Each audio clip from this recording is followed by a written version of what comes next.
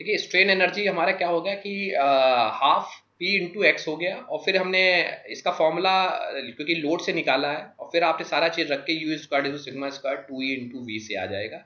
आप इसके करें तो ये ऑल ओवर हमारी थ्योरी कंप्लीट हो गई है, थ्योरी पोर्शन हमारी कंप्लीट है। स्ट्रेन एनर्जी को यू से डिनोट करते हैं, कैपिटल यू से, और इसका फॉर्मूला इस तरह है क्योंकि आप लोड के बराबर होता है, आपको बताया है, तो half P into x. P की वैल्यू कैसे निकालोगे, स्ट्रेस के फॉर्म से निकालोगे।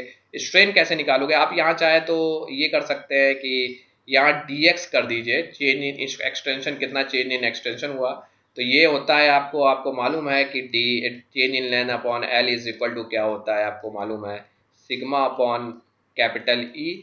तो आप इधर मल्टीप्लाई कर देंगे ये का, तो डी एल की जगह आप रख दीजिए dx एज पर जो सिंबल आपको दिए हैं इसमें।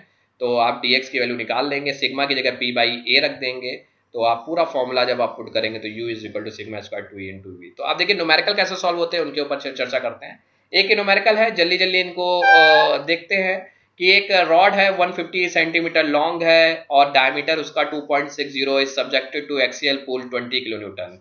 Modulus of elasticity of material is 2 into 10 to the power 5 newton per metre is determined. कुछ डिटरमाइंड करना है, मतलब मान के चलते हैं उसकी स्ट्रेस और स्ट्रेन डिटरमाइन करना है।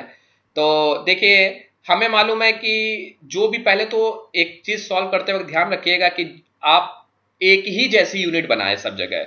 मतलब यानी आप या तो मीटर में लेके चल रहे हैं तो मीटर बनाइए, या न्यूटन प्रति मीटर, मतलब यानी आप एमएम में लेके चल रहे हैं तो एमएम में बनाए। देखिए लेंथ आपको किसमें दी है, सेंटीमीटर में, तो आप पहले फर्स्ट ऑफ ऑल या तो आप कहिए लेंथ को चेंज कर लीजिए। तो आप लेंथ ऑफ द रॉड कितनी है, आपने 150 सेंटीमीटर लग दी। डायमीटर कितना है 2 सेंटीमीटर, तो आप इसको एमएम में चेंज करेंगे तो multiply by 10। Centimetre is centimetre को हम जब एमएम में चेंज करते हैं तो 10 से मल्टीप्लाई कर देते हैं। आप 10 से मल्टीप्लाई कर दीजिए 20 एमएम आ जाएगा। तो ये सर्कुलर रॉड है। आप अभी देखिए, आपको मान लीजिए स्ट्रेस, आप ये सब चीज छोड़ दीजिए कि एक गिवन क्वांटिटी आप बस लिख दीजिए। आपको स्ट्रेस निकालना, आप फॉर्मूला रखिए सीधे पी बाई ए। आपने पी बाई ए फॉर्मूला रख दिया, तो आपको मालूम है कि पी बाई ए इसके फॉर्मूले से क्या हो जाएगा, पी क्या हो जाएगा, आपका लोड कितना लग रहा है, आपका लोड यहाँ 20 किलो न्यूटन लग रहा है, तो 20 न्यूटन में रखिए, तो किलो से multi 20 into 10 to the power 3। और आपकी एरिया क्या हो जाएगा, एरिया क्योंकि ये सर्कुलर है तो पाई बाई 4 डी स्क्वायर, तो पाई बाई 4 डी की वैल्यू आपको दी है 2 सेंटीमीटर, उसको एमएम में कन्वर्ट पहले आपने कर लिया, मल्टीप्लाई बाई 10, तो पाई बाई 4 डी स्क्वायर आपने एरिया निकाल लिया, आप सीधे करने चले गए।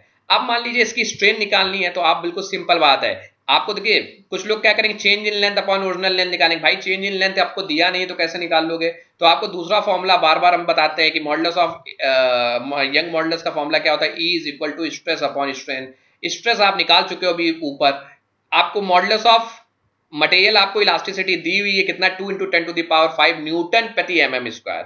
तो आप क्या करें, न्यूटन एमएम स्क्वायर बिल्कुल नहीं चेंज करेंगे आप, 2 into 10 to the power 5 mm, क्योंकि एमएम में ही सारा लेके चल रहे हो, और सिग्मा आपने एमएम न्यूटन प्रति एमएम स्क्वायर में निकाली है।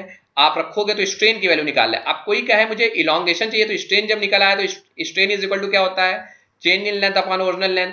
ओरिजिनल लेंथ आपको कितनी दी हुई है, आपकी दी हुई है ओरिजिनल लेंथ 150 सेंटीमीटर। आप उसको तुरंत क्या करिए, आप उसको चेंज कर लीजिए। कैसे चेंज करेंगे, अच्छा ये देखिए, नहीं भी चेंज करेंगे तो सेंटीमीटर, नहीं तो आप चेंज कर लीजिए, आप 150 डिवाइडेड बाई 100 कर देंगे, 1.5 मीटर निकला। 1.5 मीटर जब निकल, या आप क्या करिए, इसको एमएम में चेंज करना है ना, तो आप तुरंत इससे डिवाइड कर दीजिए 10 से, सॉरी मल्टीप्लाई कर दीजिए 10 से, तो 1500 आ जाएगा। और आप करेंगे तो आपका एमएम में आंसर आएगी। इन्होंने सेंटीमीटर में दे दिया क्योंकि यूनिटलेस होती है स्ट्रेन, इसलिए इन्होंने मतलब नहीं रखा है। इसी से सेकंड क्वेश्चन है, find the minimum diameter of the steel wire which is used to raise the load of 4000 newton if the stress in the load is not exceed इतना 95।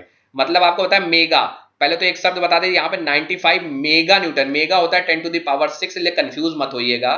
कभी कभी यंग मॉडुलस को मेगा गीगा लिख सकते हैं, kilo भी लिखते हैं, तो किलो मतलब 10 to the power 3, mega 10 to the power 6, giga 10 to the power 9, इस तरह हम लोग लगा देते हैं, ठीक है। तो यहाँ लोड दिया है आपको, स्ट्रेस दिया है आपको, डायमीटर दिया है, डायमीटर ऑफ द वायर आपको फाइंड द मिनिमम डायमीटर आपको फाइंड करना है। तो कोई बात नहीं है, अरे यार स्ट्रेस इज इक्वल टू क्या होता है, लोड अपॉन एरिया होता है। स्ट्रेस की वैल्यू आपको दी है 95 into 10 to the power 6, area की value pi by 4 d square होता है, रख दीजिए। लोड आपको दिया हुआ है कितना, 4000 न्यूटन दिया हुआ है, आप डायमीटर की वैल्यू कैलकुलेट करके निकाल सकते हैं। इसी तरीके तीसरा क्वेश्चन भी आप ट्राई कर सकते हैं। जस्ट ये भी क्वेश्चन है, डायमीटर ऑफ द स्टील दिया है, आप जो जो फाइंड करना है आप पूरा रख दीजिए, मैंने आपको क्वेश्चन दे रखा है, उस तरह आप सॉल्व कर लीजिए।